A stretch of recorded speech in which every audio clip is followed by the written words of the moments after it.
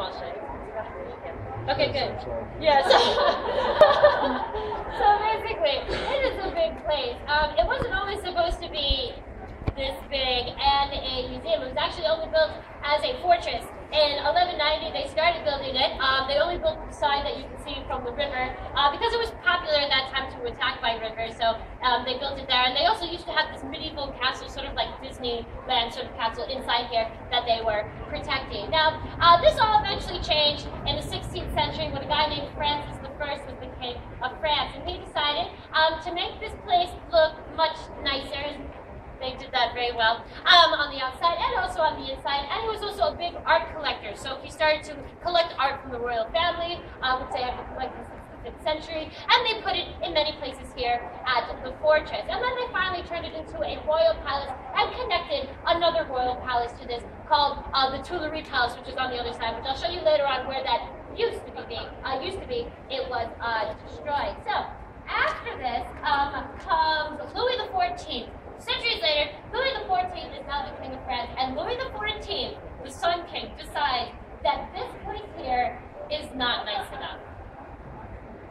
And it's really not. So it's not nice enough, and he wanted to move outside of the royal palace and move to a new palace on the outside of Paris called Versailles Palace, and that is where he lived. But so this place became abandoned, and there was a lot of homeless people here at the time, and they said, well, we need a place to live. Wouldn't it be cool if we could live there because nobody lives there? So they broke into the royal palace and they lived here for several years.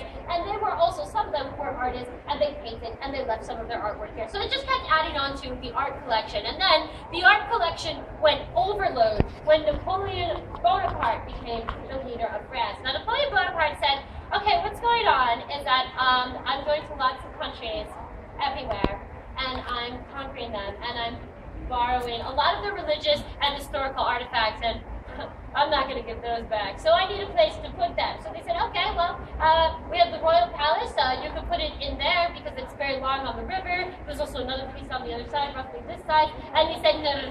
I'm Napoleon. I'm borrowing a lot of stuff. So what they did was they built the same piece on that side, on the other side, just so they could have enough room to house all of Napoleon's stuff. And they turned it into a museum full-time, and they called it Napoleon's Museum. What else would you call it? So after Napoleon left twice, he was told he was never going to come back, and they had a lot of things on here that represented Napoleon Bonaparte, and they took them off, or they covered them up, or disguised them to be somebody else. But it is, in fact, Napoleon. And they turned it into a museum full-time to the public and called it Louvre.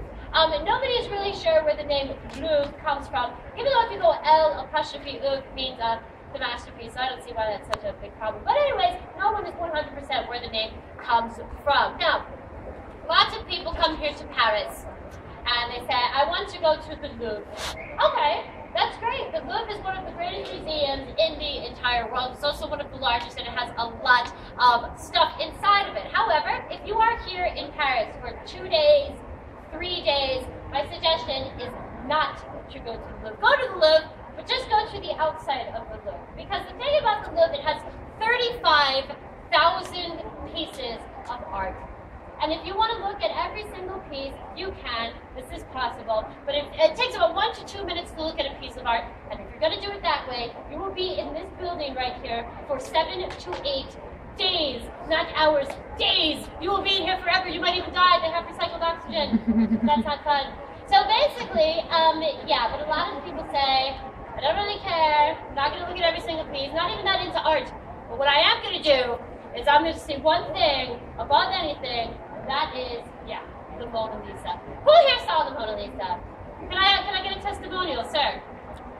Not very good. Okay, can I get another testimonial? Over here, anybody? Small. It's small, okay, good, all right, okay. So, would you advise people to go see the Mona Lisa? Okay, so let's see.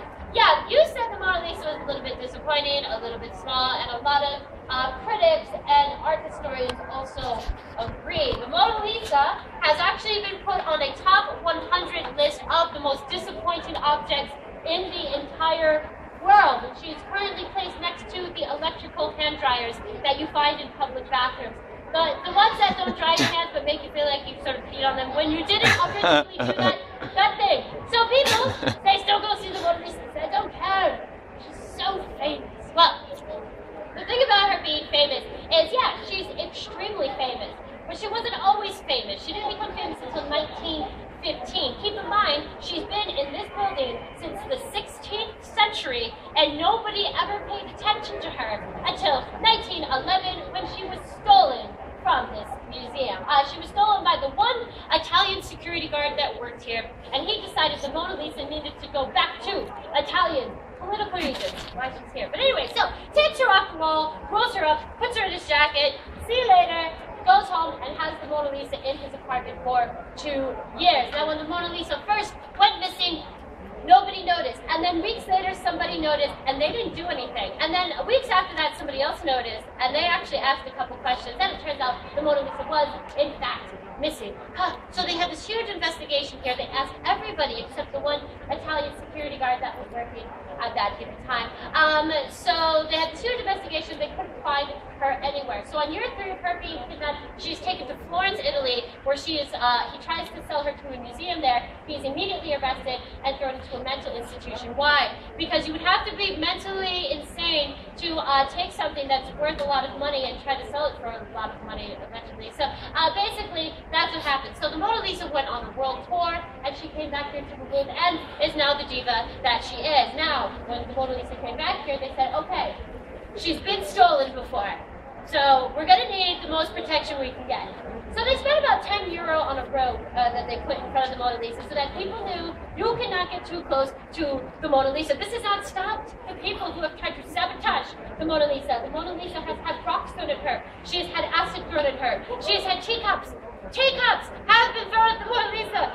So it's very serious. So they decided, okay, she needs the most protection money could buy, about €5 million. So what they did was they built her own room here at the Louvre. She's on a wall. She's only about maybe this big. She's behind bulletproof, glare-proof, flash-proof glass casing. Inside this casing is one of the various places here at the museum that actually have air conditioning, just in case the Mona Lisa gets too hot in the summertime, so she can cool off. Also, it still has a rope in front of it that you're not allowed to go past unless you are somebody very important. And I'm talking about kings, queens, presidents, prime ministers, and Puff Daddy. Puff Daddy has to go behind the rope because he's very important, obviously. So, also, it has 2 armed security guards 24 hours a day forever. Why do you need all this security? Because the Mona Lisa has 0 insurance. Because once you become so popular, so priceless, you can't get an insurance quote for some price that doesn't exist. So, she's the most important piece of art in the world, and here at the museum, and has no insurance. But lots of people say, well, the Mona Lisa, the thing about her is that she's just so mysterious. Just don't know if she's smiling or not. Well, yeah, there's actually a group of people that did figure out if she is smiling. I can actually tell you what percentage she is smiling. So if you don't want me to burst your bubble about that, you can close your ears. What happened was there was a Canadian university that did a study on the Mona Lisa to find out if she was smiling. But how would you do this? And what they did was they got this new Japanese technology called the Smile Police. And the Smile Police is used in Japanese department stores and malls throughout Japan. And what it basically is you as an employee, you go up to the Smile Police before work and every single hour on the hour to inspect your smile. If you, as an employee, are smiling less than 98%, you are not allowed to work until you are. I don't even know what that looks like. So basically, they used this on the Mona Lisa, put her face up to the camera, and it calculated the Mona Lisa is 80% smiling, which means that she is in a happy mood. She just can't work at a Japanese department store, and that's okay because she's never leaving here ever, ever, ever. Now, before we go into the other side, where they have the famous pyramid, another little fact that might be useless, but still fun to know about. On some of these windows you see here in the Louvre, they have these round orange stickers. You might be wondering what they are used for. Those are in case there is ever a fire or an emergency here in this museum. Those are the only windows the fire department are allowed to break. Why is that? When you have 35,000 pieces of art and you're getting thousands of pieces every single year, you sort of run out of room after a while, even though it is very big. So they built 2 additions to the Louvre. They built one in Len, which is a town which nobody ever really goes to, and also an addition in Abu Dhabi, which you can obviously get there by metro. So